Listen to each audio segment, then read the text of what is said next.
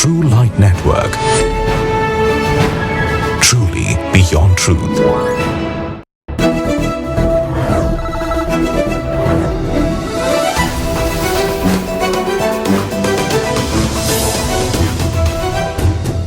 இந்த வார ட்ரூலைட் கிறிஸ்தவ செய்திகளுக்கு உங்கள் அனைவரையும் அன்போடு கூட வாழ்த்தி வரவேற்கிறோம்.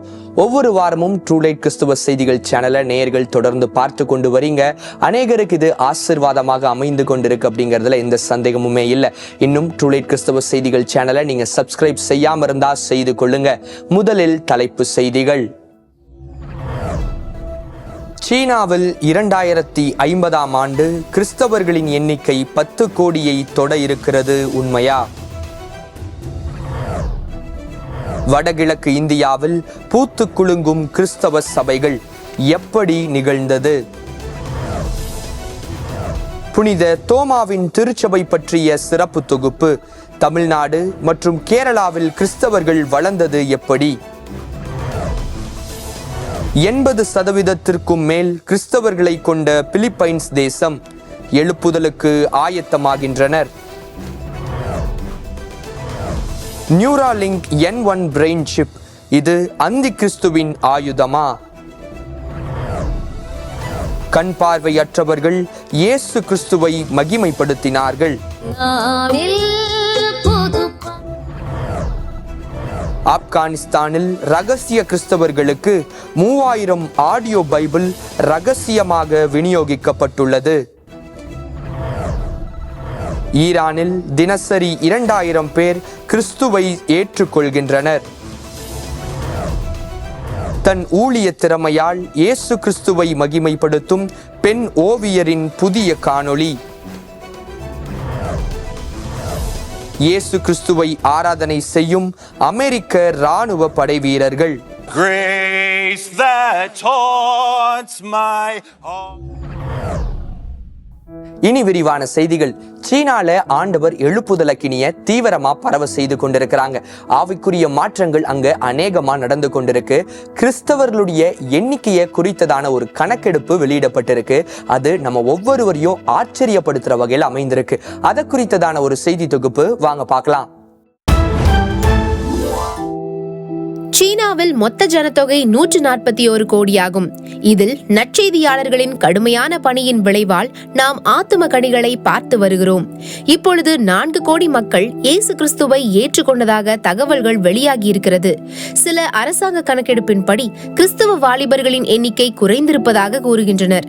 ஆனால் அரசாங்கத்தினால் வரும் நெருக்கடியினாலும் சமுதாய நெருக்கடியினாலும் அநேகர் தங்கள் விசுவாசத்தை பகிர்ந்து கொள்ள அச்சப்படுகின்றனர் என்பதே உண்மை.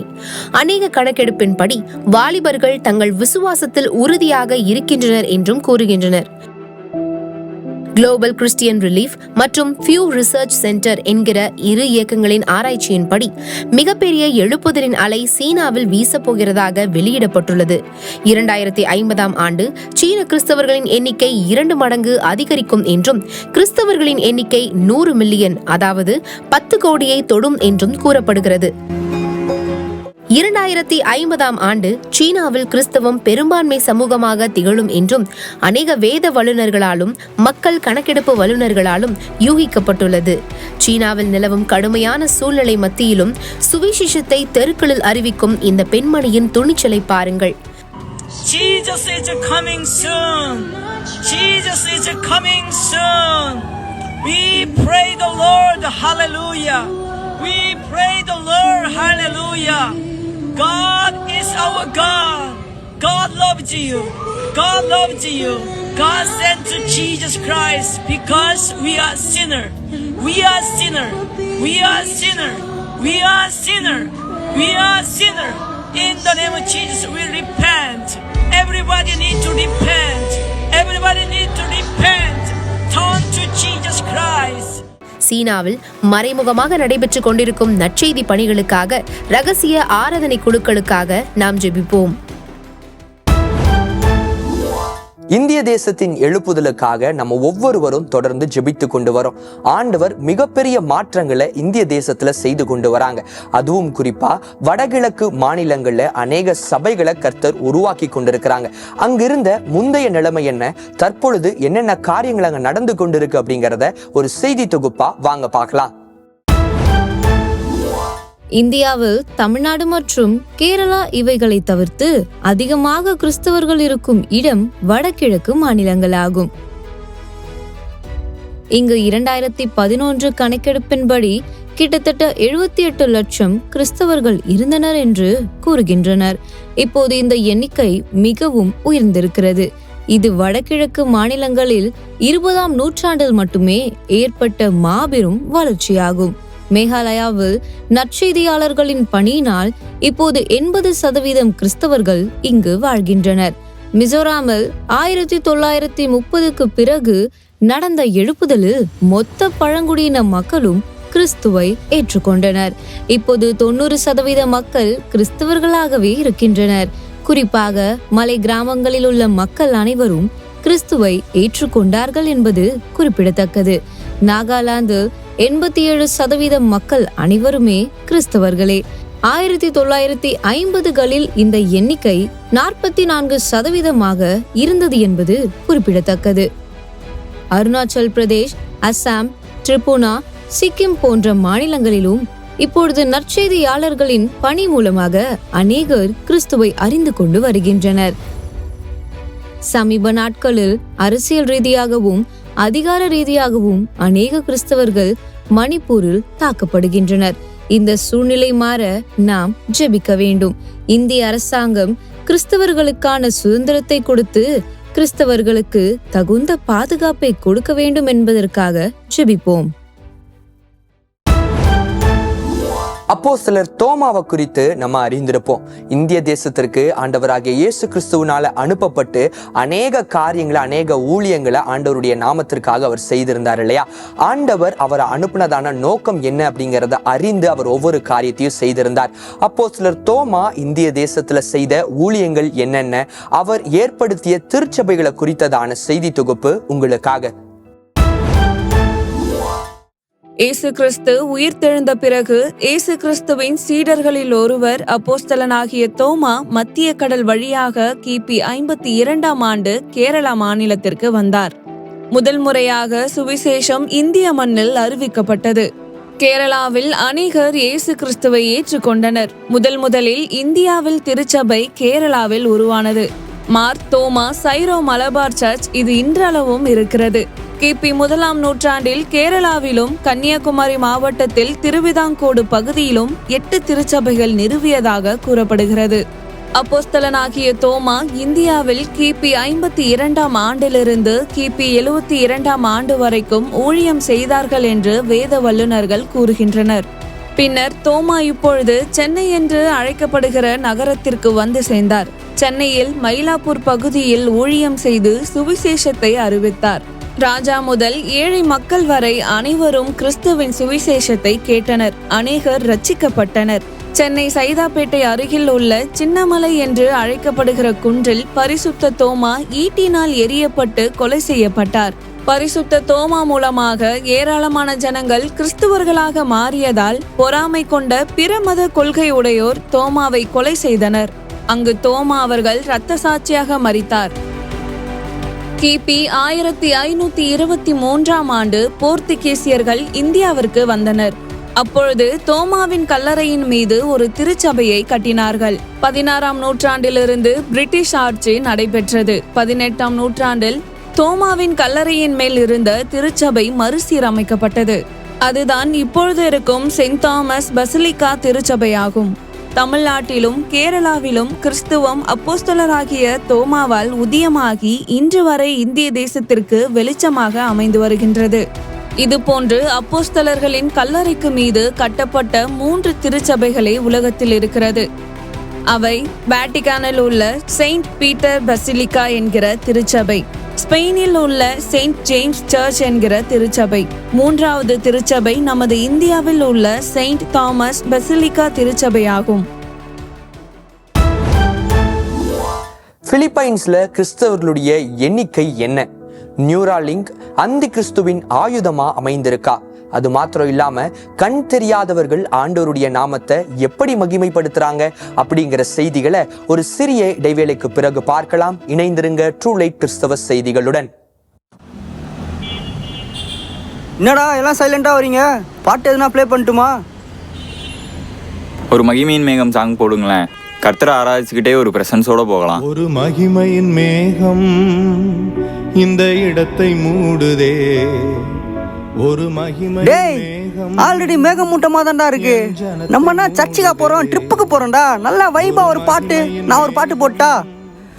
அல்லேலூயா அல்லேலூயா அல்லேலூயா திருப்பி சொல்லு ஓடாத. அல்லேலூயா அல்லேலூயா அல்லேலூயா அல்லேலூயா கையை தூக்கி சொல்லு ஓடாத. அல்லேலூயா இப்படி போடணும்டா பாட்டு. டேய் நான் ஒரு பாட்டு சொல்றேன், கண்ணை மூடி ஃபீல் பண்ணு, வேற லெவல் வைபா இருக்கும். கைகள் கோர்த்து நடக்கும் போது. டேய் என்னடா பாட்டு இது? ஒரு மகிமையின் மேகமே போடலாம்டா, நானே போடுறேன். ஒரு மகிமையின் ஒரு மகிமையின் ஏண்டா நீங்க விருப்பப்பட்ட பாடல கேட்கணுமா? ஆமா கேட்கணும். உங்களுக்காக இருக்கு நம்மளோட லிஸ்னர்ஸ் சாய்ஸ். இந்த நிகழ்ச்சியில உங்களுக்கு பிடிச்சமான பாடல நீங்க கேட்கலாம், கதை சொல்லலாம், எங்களோட நீங்க கேம்ஸும் விளையாடலாம். உங்களுக்கு பிடிச்சமான நிகழ்ச்சி லிஸ்னர்ஸ் சாய்ஸ் நம்மளோட கம்ஃபர்ட் டிஜிட்டல் சேனல்ல சாட்டர்டே அண்ட் சண்டே உங்களுக்காக வரப்போகுது. ஸோ நீங்க வெயிட் பண்ணாம சீக்கிரமா உங்களுக்கு பிடிச்ச பாடல நீங்க கேட்க ஆரம்பிச்சிருங்க. நீங்க காண்டாக்ட் பண்ண வேண்டிய நம்பர் 8489773773. இந்த நம்பருக்கு லிஸ்னர்ஸ் சாய்ஸ்னு ஒரு டெக்ஸ்ட் போடுங்க, நாங்க உங்களை காண்டாக்ட் பண்றோம். Hello listener சாய்ஸா?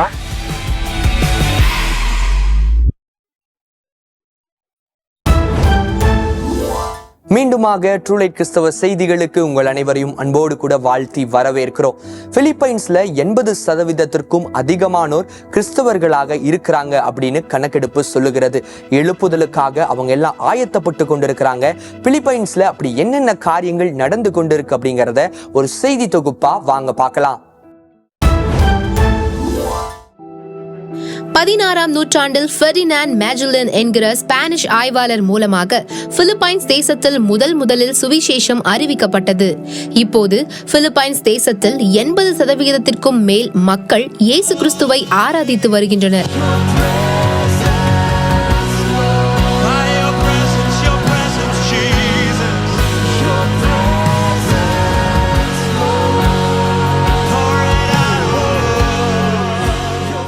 பிலிப்பைன்ஸ் தேசத்தில் பொதுவாக கத்தோலிக்க கிறிஸ்தவர்களே அதிகமாக இருக்கின்றனர்.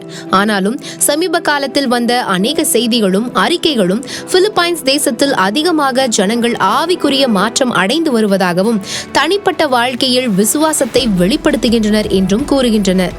இத்தேசத்தில் சமீபத்தில் நடைபெற்ற அநேக எழுப்புதல் கூட்டங்களின் காணொளிகள் இணையத்தில் வெளியானதை நாம் ஒளிபரப்பினோம். அவை அனைத்தும் ஆவிக்குரிய மாற்றங்கள் பிலிப்பைன்ஸ் தேசத்தில் நடந்து கொண்டிருக்கிறது என்பதற்கு ஆதாரமாய் வெளிப்படுத்தப்பட்டது.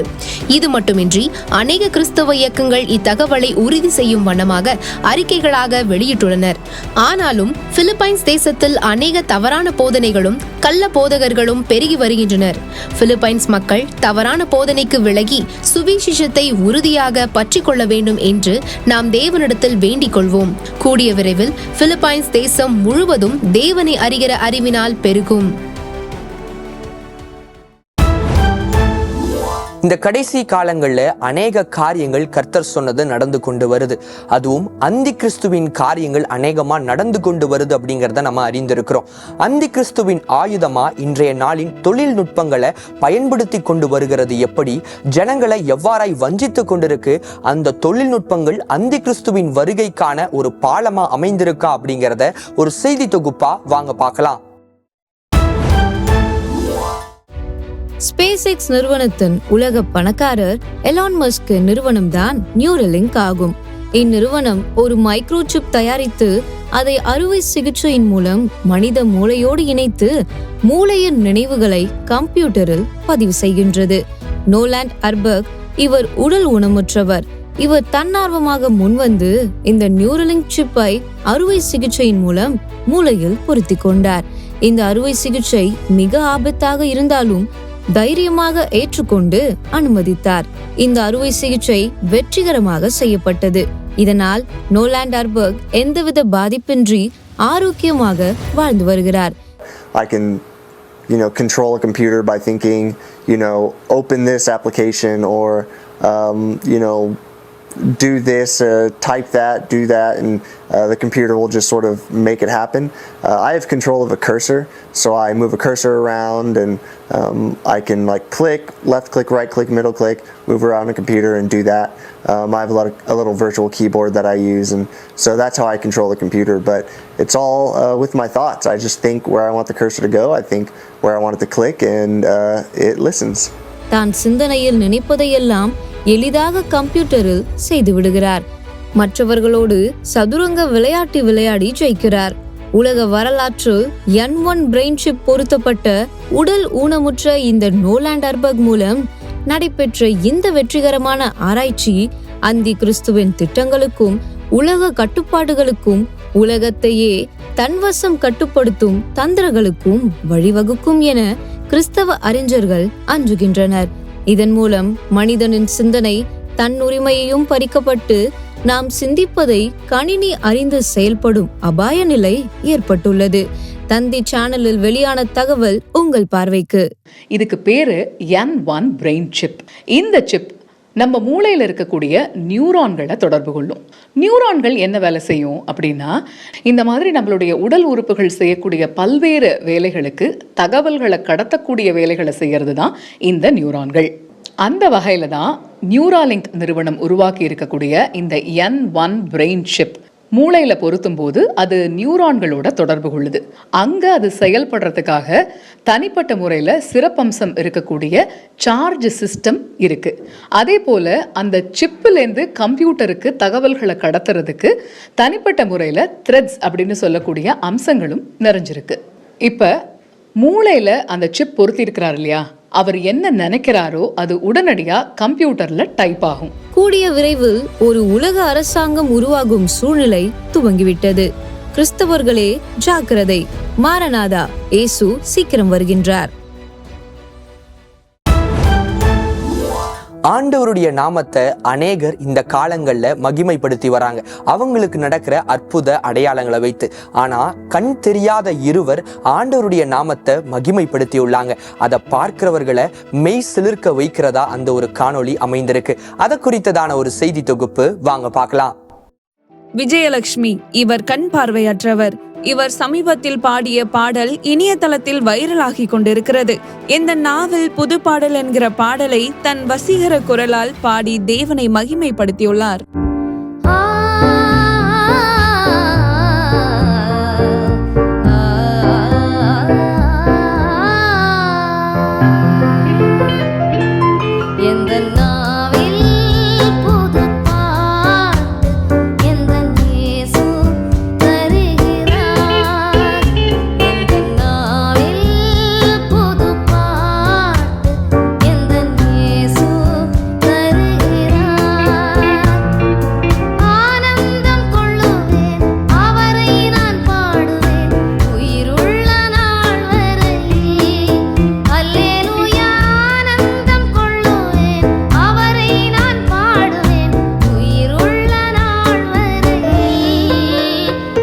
இந்த பாடல் சுவிசேஷகர் கடையனோடை பாக்கியநாதன் அவர்களால் எழுதி இசையமைக்கப்பட்டது என்பது குறிப்பிடத்தக்கது.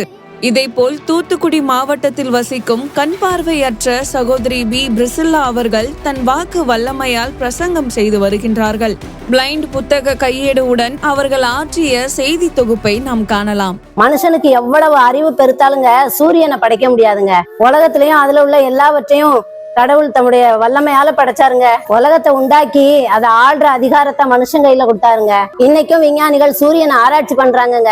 அவங்க அப்படி ஆராய்ச்சி பண்ணும்போது அவங்களுக்கு பெரிய குழப்பம் உண்டாகுதுங்க. சூரியன் தன் ஆயுசு நாள்ல அரை நாள காணோம்னு சொல்றாங்க. எப்படி சூரியன் அரை நாள் தாமதமா சுத்துதுன்னு விஞ்ஞானிகள் குழம்பி போறாங்கங்க. இதற்கான விட பைபிள்ல யோசுவா புஸ்தகத்துல இருக்குதுங்க. நான் வாசிக்கேன் கேளுங்க. சூரியனே நீ கிபியோன் மேலும், சந்திரனே நீ ஆயலோனின் பள்ளத்தாக்கின் மேலும் தரித்து நில் என்று யோசுவா சொன்னாருங்க. யோசுவா சொல்லுக்கு கட்டுப்பட்டு சூரியன் அரை நாள் அதே இடத்துல நின்னுச்சுங்க. இவ்வாறு தங்கள் உடல் குறைபாட்டின் மத்தியிலும் ஊழியம் செய்து வரும் இப்பேற்பட்ட ஊழியர்களை நாம் ஆதரித்து தாங்கி அவர்கள் வாழ்வாதாரத்திற்காக ஜெபிப்போம். ஆப்கானிஸ்தான்ல ரகசிய கிறிஸ்தவர்களுக்கு விநியோகிக்கப்படும் ஆடியோ பைபிள், அது மாத்திரம் இல்லாம ஈரான்ல அதிகரித்து கொண்டிருக்கிற கிறிஸ்தவர்களுடைய எண்ணிக்கை, தன்னுடைய ஓவிய திறமையால ஆண்டவருடைய நாமத்தை மகிமைப்படுத்தி இருக்கிற ஒரு பெண் ஊழியர், அமெரிக்க படை வீரர்கள் ஆண்டவருடைய நாமத்தை மகிமைப்படுத்தி இருக்கிறாங்க. இதெல்லாம் குறித்ததான செய்தி தொகுப்புகளை ஒரு சிறிய இடைவேளைக்கு பிறகு பார்க்கலாம். இணைந்திருங்க ட்ரூ லைட் கிறிஸ்தவ செய்திகளுடன்.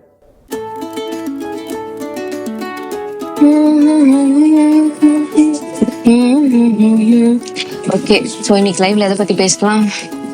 காட்ஸ் டைமிங் பத்தி பேசலாம். கர்த்தருடைய நேரம் தான் எப்பவுமே சிறந்தது. அதுக்கு வசனம் பிரசங்கி 3:11 ஆட் பண்ணிக்கலாம்னு நினைக்கிறேன். Okay, super. ஸோ இன்னைக்கு பைபிள் குவிஸ் தான் நம்ம லிசனர்ஸுடைய ஃபேவரட்டான கேம். கண்டிப்பா ப்ளே பண்றோம். ஏசப்பா, இன்னைக்கு நான் இந்த லைவை எந்த ஸ்ட்ரகிளும் இல்லாம பண்ணிடணும். சூப்பர். எல்லாரும் வேற அடிச்சிச்சு. டைம் 4:45. ஓகே, போலாம். லைவ்க்கு வேற டைம் ஆயிடுச்சு. என்ன பண்ண போறேன்னு தெரியல. இன்னும் 10 மினிட்ஸ் தான் இருக்கு.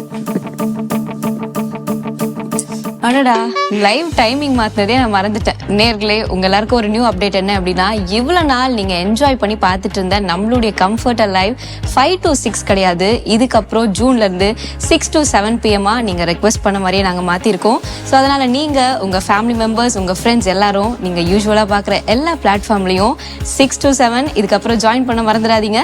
Don't miss it.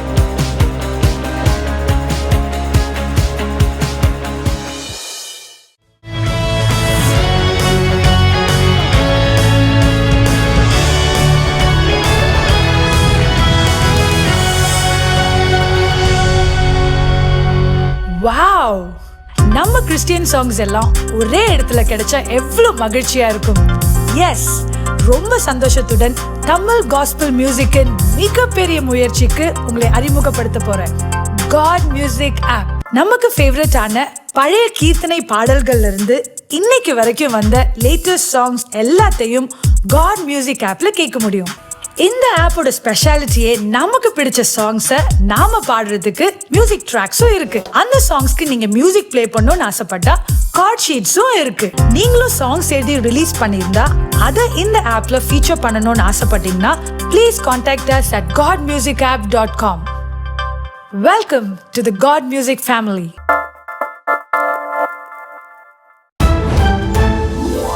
மீண்டுமாக ட்ரூ லைட் கிறிஸ்தவ செய்திகளுக்கு உங்கள் அனைவரையும் அன்போடு கூட வாழ்த்தி வரவேற்கிறோம்.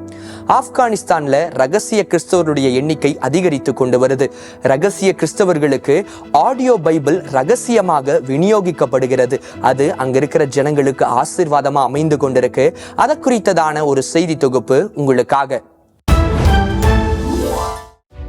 ஆப்கானிஸ்தானில் கிறிஸ்தவர்கள் 15,000 முதல் 20,000-க்குள்ளாகவே இருக்கின்றனர். அவர்கள் அனைவரும் இஸ்லாமிய மதத்திலிருந்து இயேசு கிறிஸ்துவை ஏற்றுக்கொண்டவர்கள். ஆப்கானிஸ்தானில் கிறிஸ்தவர்களாக இருப்பது மிகப்பெரிய தண்டனைக்குரிய குற்றமாகும்.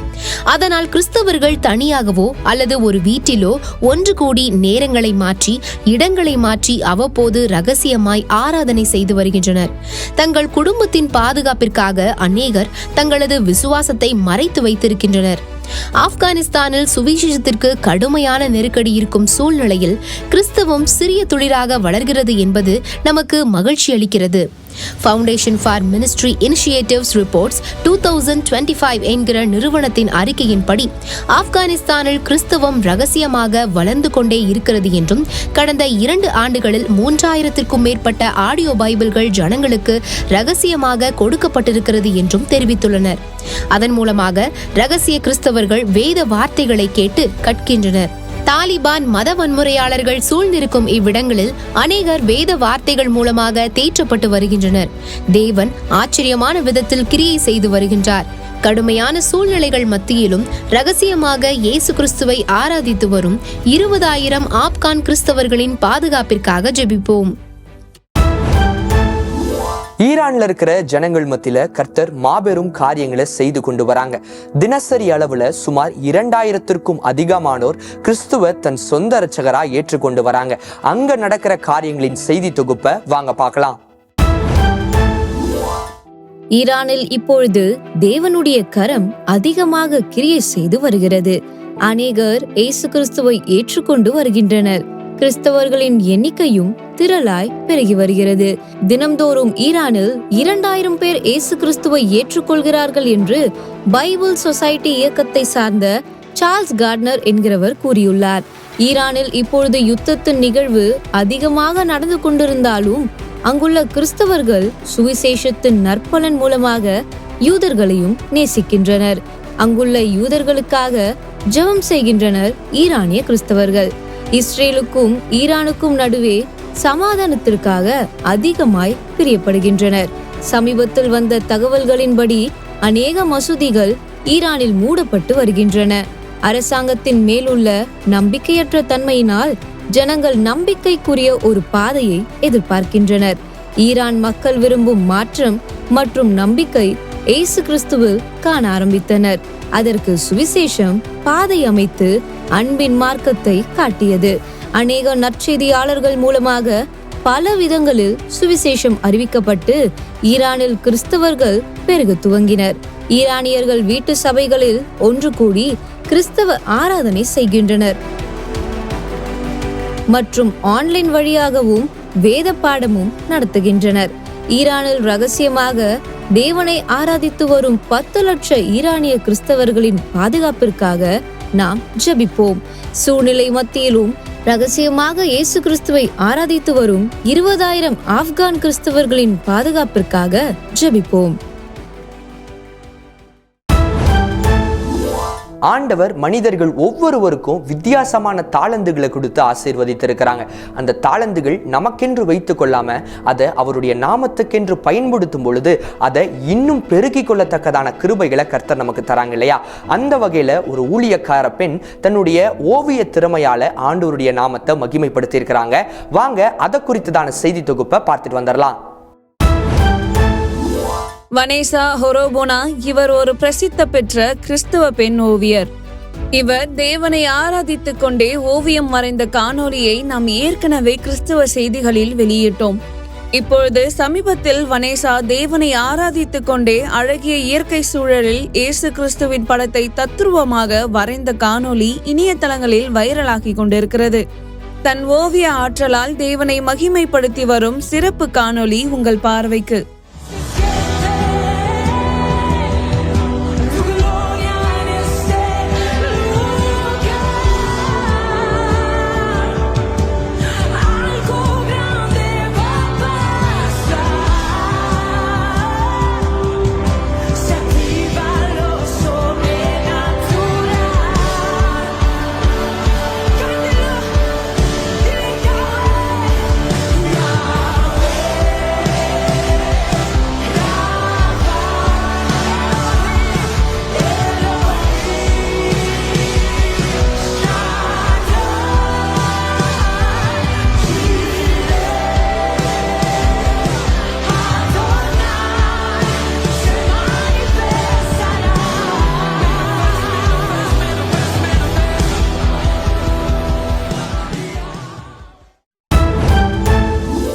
அடுத்த செய்தி தொகுப்பா, அமெரிக்கால ஆண்டவர் அநேக மாற்றங்களை செய்து வராங்க.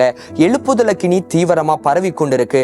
அநேக அற்புத அடையாளங்கள் நடந்து கொண்டிருக்கு அப்படிங்கிறத ட்ரூலைட் கிறிஸ்தவ செய்திகளின் செய்தி தொகுப்புகள்ல கூட நம்ம பார்த்து கொண்டு வரோம். அந்த வகையில படை வீரர்கள், குறிப்பா அமெரிக்காவின் படை வீரர்கள் ஒன்று சேர்ந்து ஆண்டவரை ஆராதித்து ஆண்டவருடைய நாமத்தை மகிமைப்படுத்தி இருக்கிறாங்க. அதை குறித்ததான ஒரு செய்தி தொகுப்பு உங்களுக்காக. Grace that taunts my heart. அமெரிக்காவின் பென்டகானில் உள்ள டிஃபென்ஸ் ஹெட் குவார்ட்டர்ஸ் தலைமை செயலகத்தில் உள்ள தலைமை ராணுவ வீரர்கள் மற்றும் தலைமை அதிகாரிகள் ஒன்று சேர்ந்து ஆராதனை மற்றும் ஜெபம் செய்து தேவனை மகிமைப்படுத்தி இருக்கின்றனர். My heart to fear and grace my fears relieved.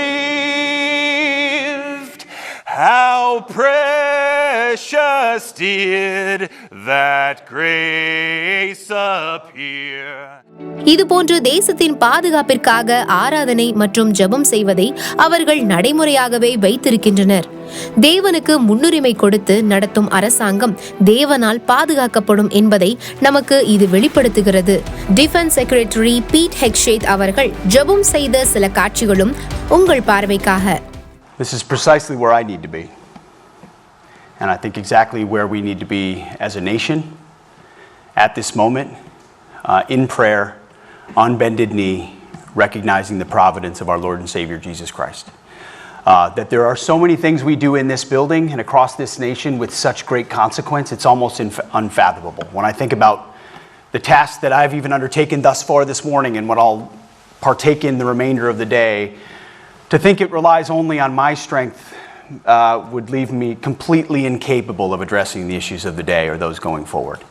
And knowing that there's an author in heaven overseeing all of this, who's underwritten all of it for us on the cross, gives me the strength to proceed.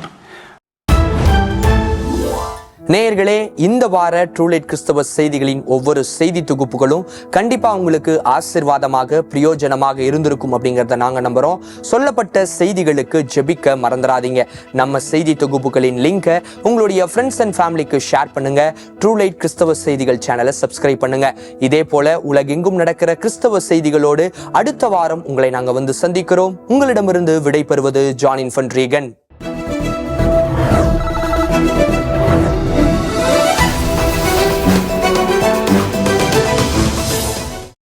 Subscribe to True Light Christian TV and click the bell icon to receive notifications about our new programs and updates.